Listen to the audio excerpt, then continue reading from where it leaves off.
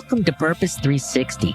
I'm Carol Cohn, and today more than ever before, companies, brands, and their partners need to stand for something beyond the bottom line. I've created this program to provide insights and ideas to share with you so that you can apply them to your work the very next day. The goal here is to up-level your purpose and to benefit companies and society.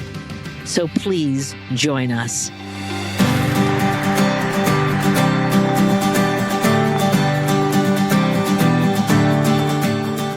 Today's segment is with Cox Enterprises. It's probably one of the largest family-owned businesses that you've likely never heard of. There are over 50,000 employees, $21 billion in terms of revenues, fourth generation, family-owned. This is a company that in the last few years went on an incredible journey to uncover its purpose and then to continue to apply it through principles and their values within the organization. But it's also a company that's pivoting. It's pivoting from the older parts of their business, Cox Communications, to new parts of their business, clean tech, clean energy, sustainable food and agriculture, businesses that bring purpose, sustainability, and CSR from the periphery to the center, businesses that are needed and that will be responding to huge societal challenges in the years to come. Joining us is Bob Jimenez, Senior Vice President of Corporate Affairs from Cox Enterprises, and his colleague, Maury Wolfe, who is AVP Corporate Responsibility and Public Affairs at Cox. And I asked Bob and Maury, what does AVP stand for? And I think it might be associate or assistant vice president, but we really feel it's awesome. So it's awesome, Vice President. This is an extraordinary story of a privately held firm that has remained relevant over the times. And you're just going to love this conversation. It's a great interview, and listen to both parts. You will learn so much. I did. Welcome, Bob and Maury. Thank you. Thank you. So why don't we just start out with both of your roles and your time at Cox Enterprises, advancing corporate responsibility and community affairs. So a high level, and then we're going to dive into all of the juicy stuff. All right. Well, Carol, first of all, thanks so much for having Maury and me on your program. We've been really excited to share the Cox story because it truly is, we believe, an American business success story. And one that is still in the making after 122 years. So I joined Cox in 2003 from the Walt Disney Company, where I'd worked in public affairs. And I currently lead corporate communications and PR, our corporate responsibility efforts, and our meetings and events and corporate travel teams that support our roughly 50,000 employees.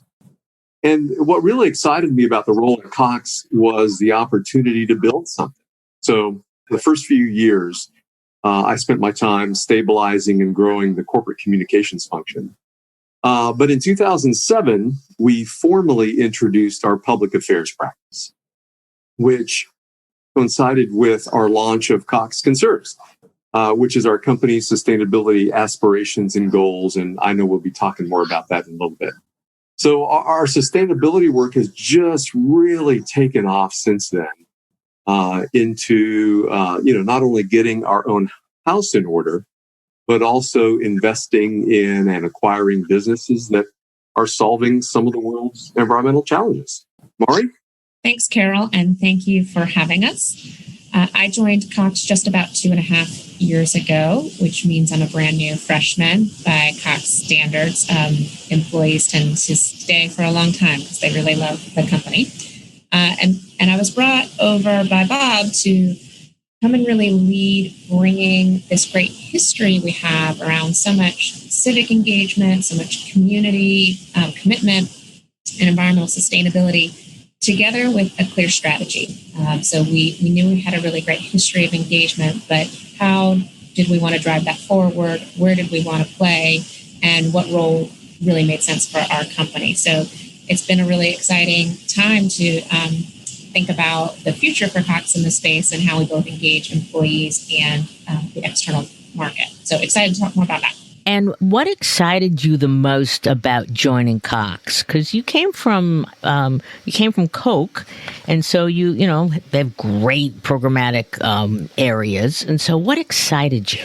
Yeah, you're right. I spent some time both at Coke and at IHG, two great publicly traded companies who do a lot in this space. What was really exciting to me and sort of always on my career bucket list was to work for a large privately held company. And I really think no one does this better than Cox. And that's really think about the generational investment, to really be able to make decisions that are not tied to share price, but really tied to how you want to impact the world, the business, the employees for decades to come. And so the idea that I could come and be a part of that with this team, thinking about how we truly make a big difference over a multi-year platform was really exciting. And we're finding in our interviews with privately held companies, we recently did one with Mars, that long-term view it's such an opportunity, but it needs to be leveraged in an appropriate way. So, Bob, let's just start with a little bit about the traditional businesses of Cox. And then why did you set out to substantially evolve how you do business by identifying your purpose and tying it back to your heritage while looking to the future? Well, you touched on the very beginnings of the company, Carol. So, founded by James M. Cox, a farmer, a teacher. He became 3-time governor of Ohio and then, as you said, presidential candidate. So he lost the 1920 election to Warren Harding.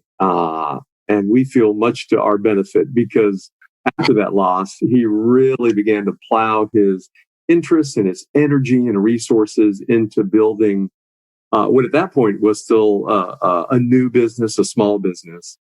So he started in newspapers and purchased his first in 1898, as you said. And he was really a forward thinker and an innovator.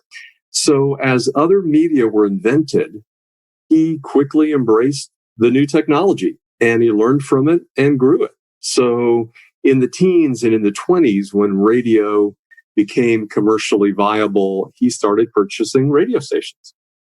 And then in the late 30s and 40s, when television hit the scene, he got into the television business. And then in the 60s, when cable TV came along, the company grew into that business as well. And then in the late 60s, Cox made a departure from kind of that media space and purchased its first automobile auction and grew that business called Manheim into what it is today, which is the largest global vehicle remarketer in the world. So we see James Cox as the ultimate entrepreneur, ultimate innovator, and really helped shape the vision and the values for our company today. And then you leaned strongly into defining your purpose, and you worked with one of our favorite people in the world, Simon Sinek. So can you talk a little bit about why all of a sudden you came to this point? You've got great values. They're helping to guide you forward, but you wanted to do more. So 4 years ago, the company announced that Alex Taylor would become our president and CEO. And the 4th generation family member to run the company, which in and of itself, as Maury kind of alluded to, is really exciting to be around. Because most companies private companies don't last that many generations, not viably anyway. So we immediately began working on a way to introduce him internally and externally as our new leader. And we ended up leveraging a partnership we had with EY at the time to work with Simon Sinek. So they had an exclusive relationship with Simon. And we worked together to develop the company's purpose at this really critical time in our history. And it was an amazing 8-month journey of discovery, of bringing in the voices of all of our employees to land where we did. which is empower people today to build a better future for the next generation. That's our purpose statement. And it was an interesting process, which I can go into if you'd like me to. It all started with Simon and Alex, and Simon worked with Alex to really tease out his purpose. And what Simon will tell you is that everyone's purpose is inside of them. And what he's so good at is really using his techniques, the way that he uses storytelling to help people in organizations find their why, which is exactly what he did for us. So he started with Alex, then our senior team. And then over the course of months, we invited employees from every corner of the company. Frontline, part-time, middle management, employees at headquarters, field employees, executives.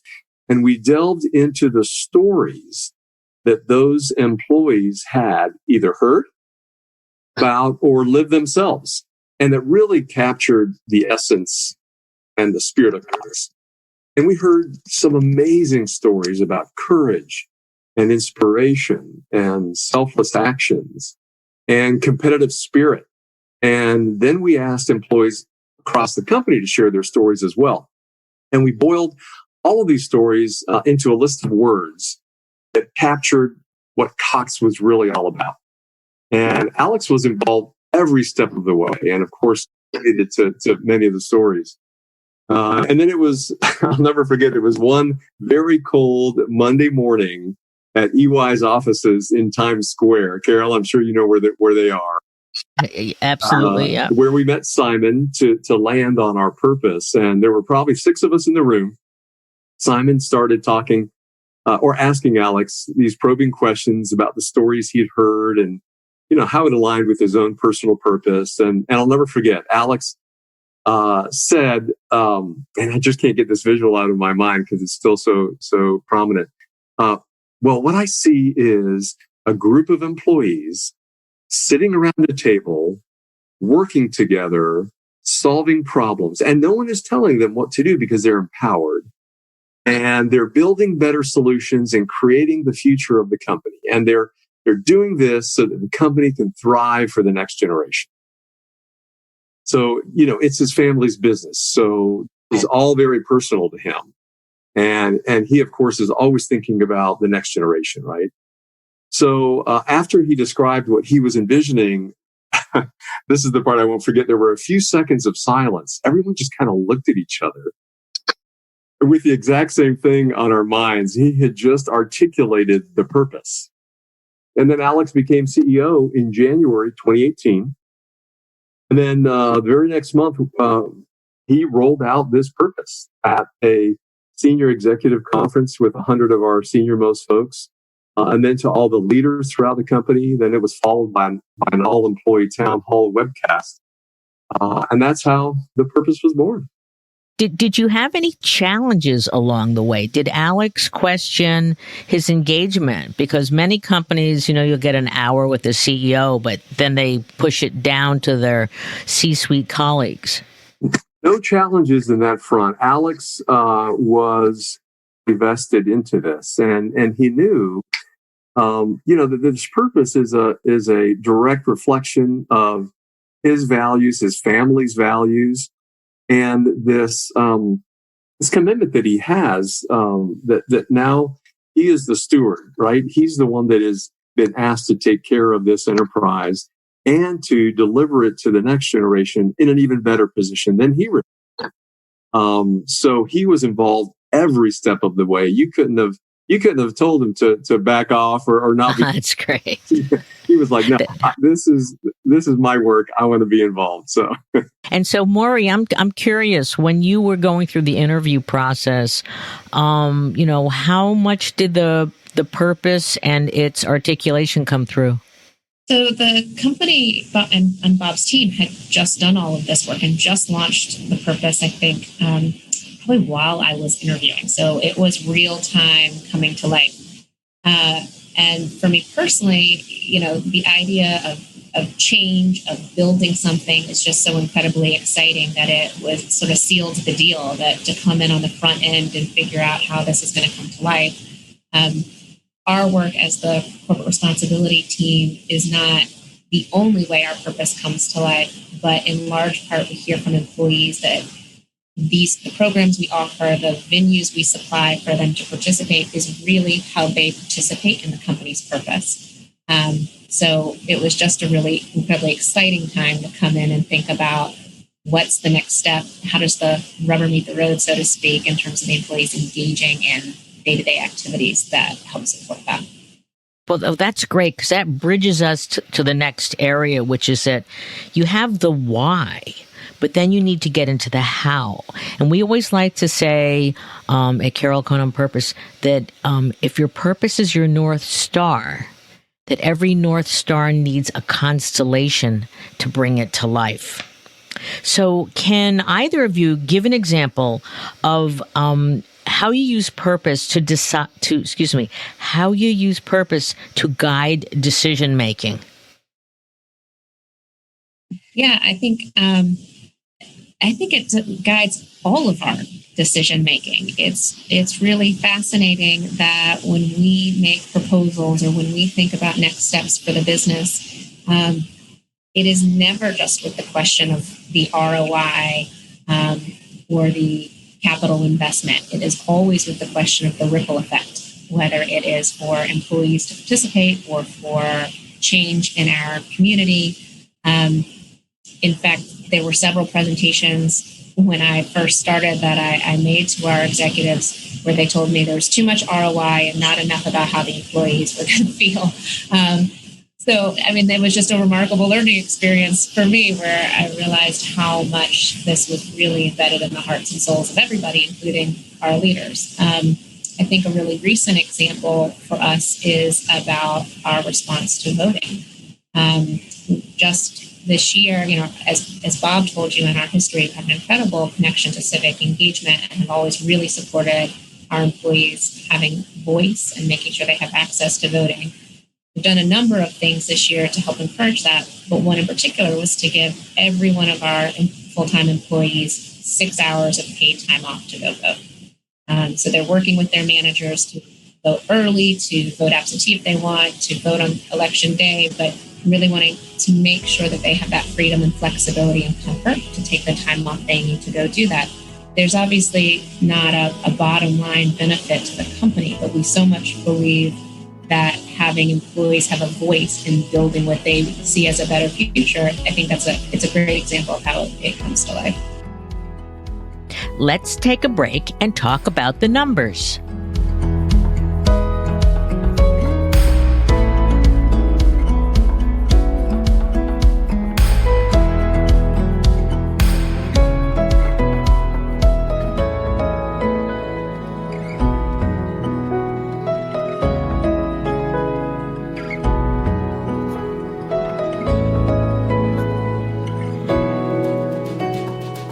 We talked about their being founded in 1898, so that means they're going to be 125 years in 2023. They also make significant community investments, and over the past 2 years, they have invested in terms of funds, in terms of volunteerism, in terms of in-kind donations, almost $235 million.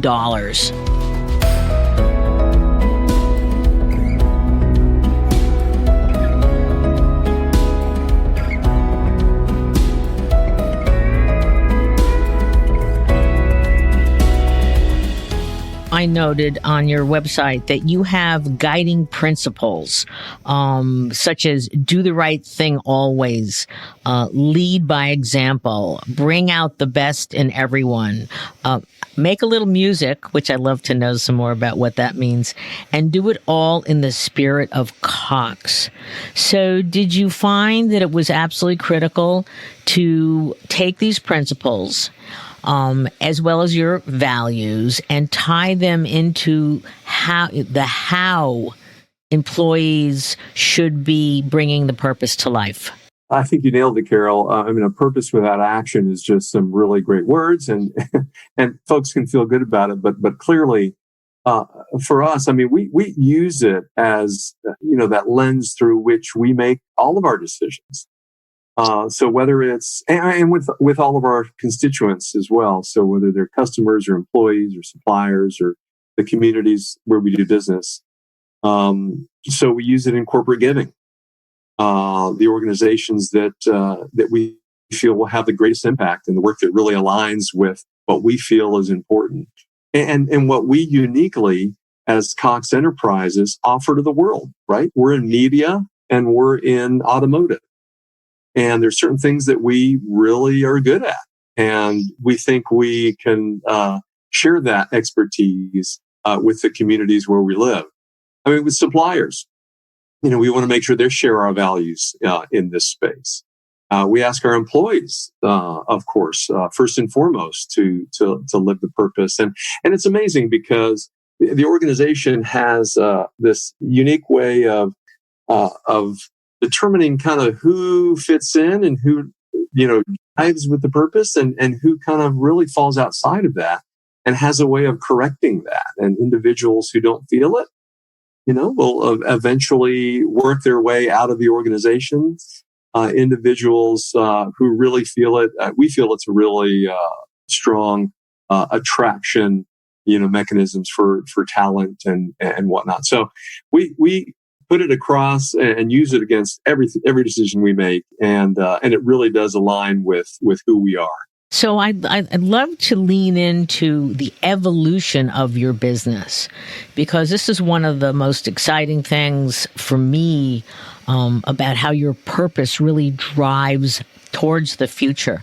So you have 3 new business units: connectivity, mobility, and sustainability. Now, maybe not new, but a new way of defining. So what led to this restructuring? And what was Purpose's role in that? And then we want to get into some of the new ventures because they're really delicious. So you're right. It's not really a formal restructuring, but more of a way that we talk about our businesses. And this all came from Alex Taylor, our current CEO, who talks about the business in this way. So Cox Communications is in the connectivity business, right? So that's the connectivity link there. Cox Automotive is all about mobility, and they have hundreds of engineers and strategic business people all thinking about how we can really make a stake in that mobility space. And of course, we have great interest in sustainability and have for years and years. And there's just a great little story about how and when that started. But purpose lives throughout each of these organizations, and it comes to life in those organizations, in those verticals, connectivity, mobility, and sustainability in different ways, but all interconnected and all kind of pushing and leaning toward the same direction. So I love the way this new definition and your purpose is really leaning you into the future. Also the ability, because you're privately held, to invest where you want to invest and also and look to the long term. So you've got new ventures. You've got them in clean tech, in clean energy, in sustainable food and agriculture, among others. So you've taken perhaps previously siloed actions in sustainability, and you've moved them to the center of new business ventures. That's very exciting. So can you talk about, both of you, some of these new ventures, and what are you really excited about in terms of where you're going forward? One of the things that's so exciting is that overall, we are standing up a new pillar of our business. So where we have had our history as automotive and now mobility, where we have our Cox Communications business, we are now setting up a clean tech business. So all of these investments fall under what we are calling clean tech. And we have aspirations for this to grow into its own business unit, a multi-billion-dollar business unit over the next 10 years. So we're really excited about what can come to be. So right now we are investing in a variety of spaces there, but with the intention that just like automotive is focused on mobility as a whole, clean tech will be focused on the sustainable technology of the future. And I think that on its own, that premise is a great example of our purpose coming to life. It's an intersection of environmental sustainability and new technology growth being the future of business for us, which is incredibly exciting. Now, what about sustainable food and agriculture? Why are you going in that direction? It's a natural outgrowth from our research and what we have looked to do in the sustainability space, but it's in response to what we believe and what researchers tell us will be a huge demand going forward. It's just as the globe continues to warm, as we have more and more demands on food supplies throughout the world, we feel that there will be a need for greater producers and manufacturing of vegetables and food across the board. So it's really in response to what we feel there's a great need in the future. And to lean further into finding great ideas, you have a social impact venture that you launched with Techstars. And so it's interesting, as we're analyzing the most purposeful companies that are growing with great speed and thoughtfulness, they, one, thoroughly embed in their culture. They build off of principles, which you have, but they also, each one of them, have these social impact ventures to identify and stimulate the ideas of tomorrow. And I know when I visited you I think it was last year, or it might have been before the pandemic, you were just about to announce the winners of your first class. So can you talk about why you're invested in Techstars and perhaps who won? Sure. So if I can take a step back, one of the interesting things that we're doing is we see the next wave of startups as a great place to invest in the Atlanta ecosystem. So Techstars is one of, and probably our most marquee of a number of investments that we make in really trying to bring startup infrastructure to Atlanta. We think Atlanta is the right city to really compete with the West Coast. We've got amazing, sort of titans of industry. We have such a broad range of different companies in the Atlanta market. We think we've got lots of investor potential and great brains. And so part of Alex Taylor's vision for growth in Atlanta was to really put Atlanta on the map in this startup ecosystem. So we've been investing in that in a number of ways, and Techstars is really an exciting one. We have two Techstars programs. One that we started about 5 years ago that has been running each year, and we sort of internally refer to it as Techstars Atlanta. And it's a 3-month accelerator. 10 startup companies join us for the 3 months with a managing director, with mentorship, with introductions, with ability to run pilots. And they're really said to grow about 2 years of startup growth in that 3-month period of time.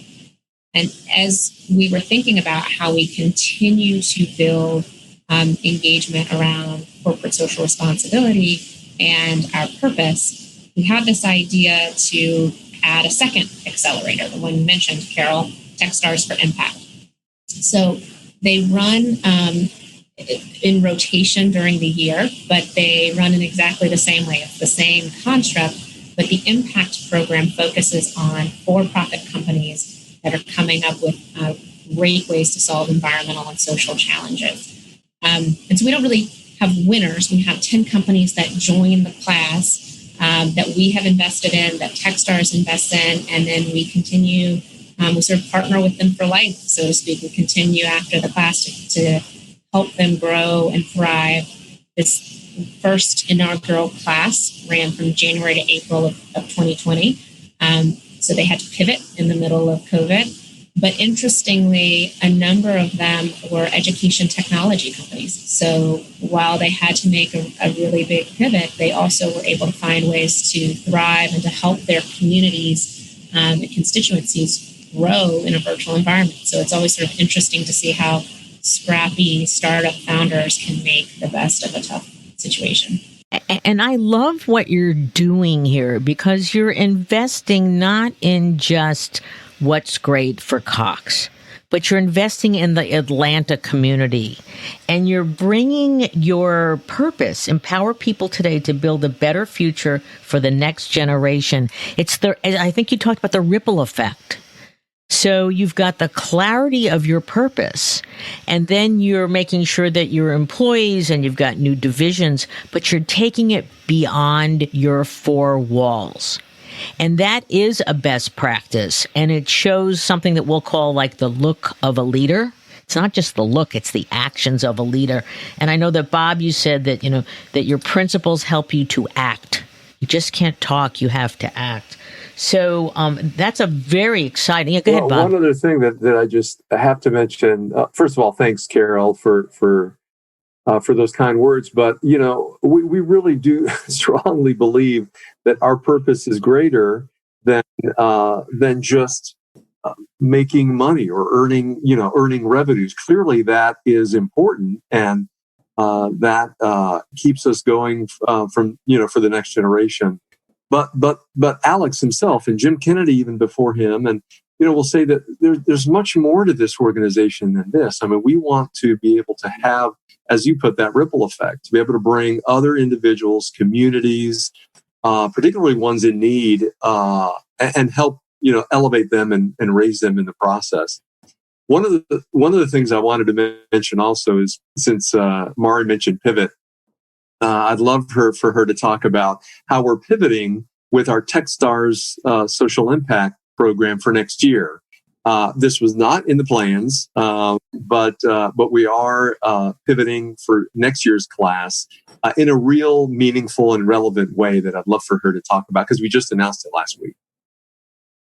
Thanks, Bob.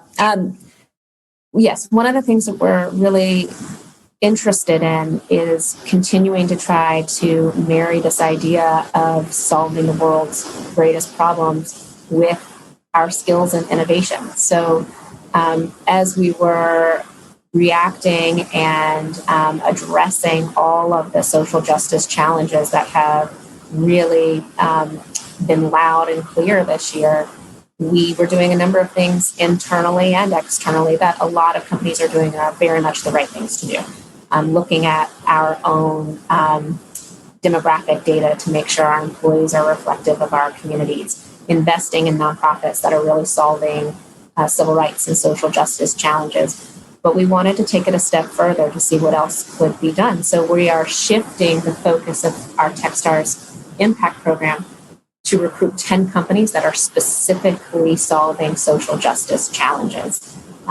This won't be the solution to all of the change that we need to see, but we think it's a really interesting way to think about how the startup community can find unique and different solutions that haven't been tried yet. So we are in the midst, actually, of recruiting that class right now, and we're really excited to see what can come from the innovative thinkers focused on racial justice. And I bet you've been overwhelmed with interested parties. We have been. It's been interesting. It's not just the companies that have been flocking to apply, but the mentors that have reached out to our managing director, Barry Givens, who manages that program, the investors who have said, I can't wait to see what you come up with. I'm here. I pledge to be alongside you. We're very excited to reach out to the other major corporates to see how they want to engage with mentorship and pilot programs, because we can't do this alone, and we can think of no better time and no better location. What a great place to be in Atlanta, the home of the civil rights movement, to bring all of these intersections together. So we're just as interested and eager as anybody to see what comes of it.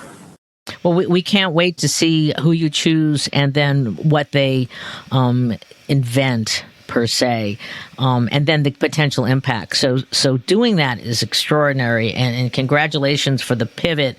And I think that, again, best practice companies that are purpose-driven at the center, they are flexible, and sometimes an idea will come along that they have an openness to reviewing and embracing that companies that are not purpose at the center just have a much more rigid approach. So kudos to you.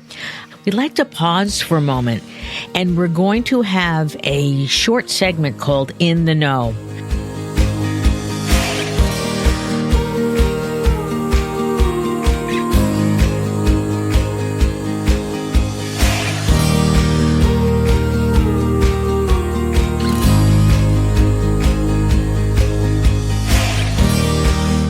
In the Know is what I'd like to share with you about data and information that's driving strategic and authentic purpose work.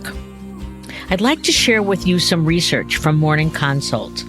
It was done with 11,000 influencers, informed publics, investors, and such, and it tested 48 attributes to better understand what actually drives CEO reputation in the minds of key decision makers. What was astounding to me was that of the top 10 drivers, 5, including the number 1, were related to social purpose. Number 1, the CEO is contributing positively to society. Number 3 is leading their company to make a positive impact on the world. Number 6 demonstrates a sense of responsibility to act in the best interest of customers and society, is authentic and real. This is powerful research that you can use to make the case to advance investments in your work, as well as increased strategy, integration across the enterprise. This can be found online, Morning Consult, and the article is called Bigger Than the Boardroom, Evolving Expectations of Today's CEOs. This is incredibly powerful, and if you've used it once, that's not enough. You have to use it again and again and again and again to make sure that it breaks through. The expectations of CEOs today, from investors, the leading public, knowledgeable publics, as well as influencers, key opinion leaders, it's about getting engaged with society for business growth and societal impact. Now let's return to our interview. I want to bridge and go backwards for a second, because Cox Conserves, that I did help a bit way back some years ago. It's almost 10 years old now, and I know that your previous leader, James Kennedy, this was one of his, it was really special to his heart.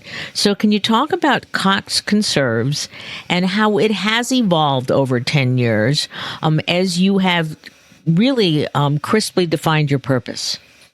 Yeah, I'll kick in there. We're actually in our 13th year, kind of the formal launch, but there's a story that Jim Kennedy tells that I just have to share here, because I think it's really instructive and really kind of help put him on the path and this company on this path. So anyone who knows Jim knows that he really is a lifelong lover of the environment, and he's done so much to preserve land for people than just about any other private citizen. So it clearly is in his genes.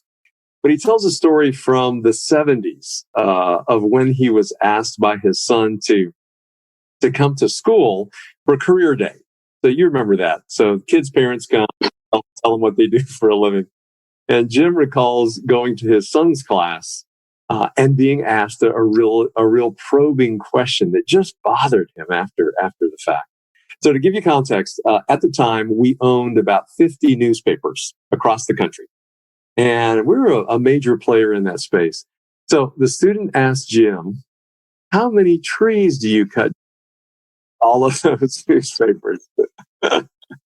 And that made him think. And it was an important moment. And almost overnight, we, across the board, changed the way that we published our papers. So back in the mid-70s, we were the first major newspaper company to print 100% of our newspapers on recycled newsprint.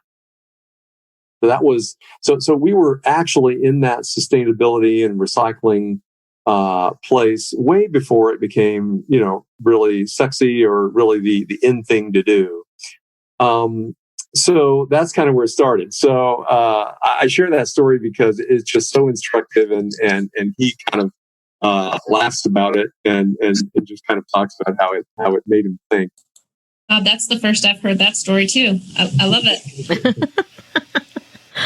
One of the parts of Cox Conserves is that you wanted to, again, ripple effect across your businesses. And so you created something called the Chairman's Cup. So can you talk a little bit about, again, what that was and how it engaged others to embrace Cox Conserves?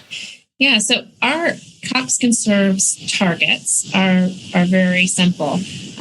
We want to hit zero waste to landfill and be carbon and water neutral, and we've got dates set for that. But I think what's helpful to know is that sort of at a minimum, we want to have zero impact, and now we're starting to have conversations about what we can do beyond that. What, A, how can we get there even faster, and B, what can we do that goes beyond reducing our impact and becomes additive and beneficial for the environment. And one of the ways we want to bring that to life for our employees is to make sure we're harnessing the great spirit of innovation and the great ideas that can come from 50,000 brains strong across the company. So the Chairman's Challenge runs each year as a competition to harness exactly that. We share our work with our employees. We provide a platform for them to engage. We have sort of an internal channel called Cox Impact, where our employees can participate in environmental or community or inclusion and diversity or wellness activities. And within that, we host this annual competition where we gather from them, what have we missed? What are you seeing in your day-to-day action that we could do better to reduce our footprint, whether it's waste, water, energy, and then when we find out about it, we bring it to life. So it's interesting. This program on itself has to continue to innovate.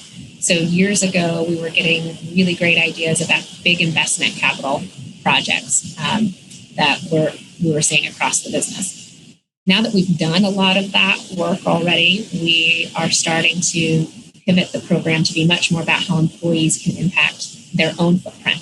So whether that is in the ways that they commute, the way they operate side of desk, or now that we are all working from home, we're looking at new ways to bring that program to life so that they can reduce their impact during the day in this virtual environment. So we'll have a new Chairman's Challenge next April that will be much more flexible about this virtual space so that employees can bring that same passion and energy to their home workplace as well. So that program on its own continues to innovate, though the spirit stays strong. Oh, the spirit's very strong. So how do you measure it? Again, as Bob said, you've been doing this for about 13 years, and you constantly evolve it. So what sort of measurement do you use to know, we should go in this direction or we should pivot to another? Yeah, we've been measuring our environmental footprint across the business for several years.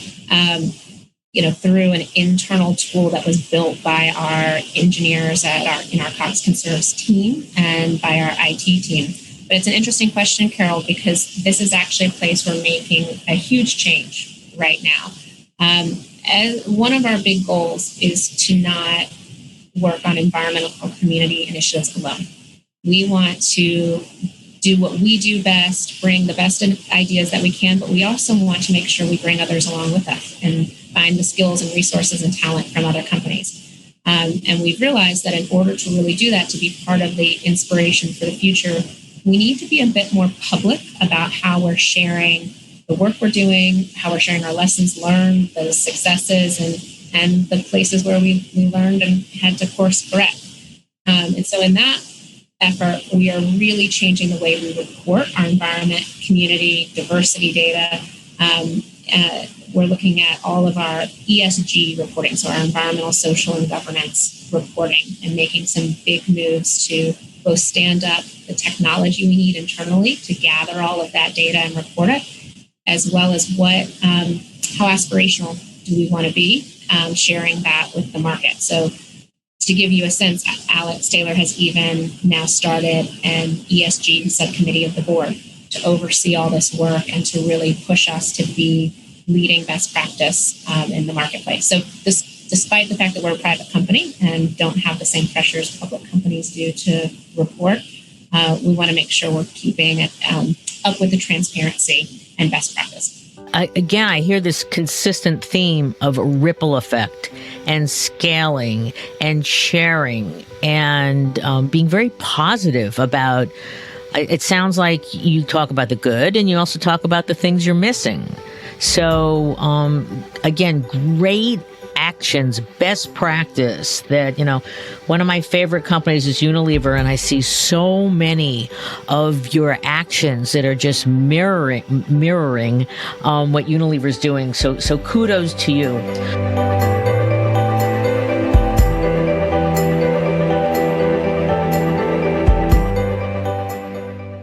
Cox Conserves was a very dear to the heart initiative for then leader of Cox, James Kennedy, started 13 years ago. Again, it supported their purpose to empower people today to build a better future for the next generation. We're going to stop here because this segment is so rich, we're going to cut it in two. When we come back, we're going to look at the initiatives of Alex Taylor, fourth generation in the family, and how he is using their purpose, empowering people today to build a better future for the next generation through many innovative on-the-ground STEAM education initiatives: science, technology, engineering, arts, and math. Because the challenges of today need to be addressed by young people with vast curiosity, confidence, and capabilities developed through STEAM to come up with radical new solutions. So stay tuned.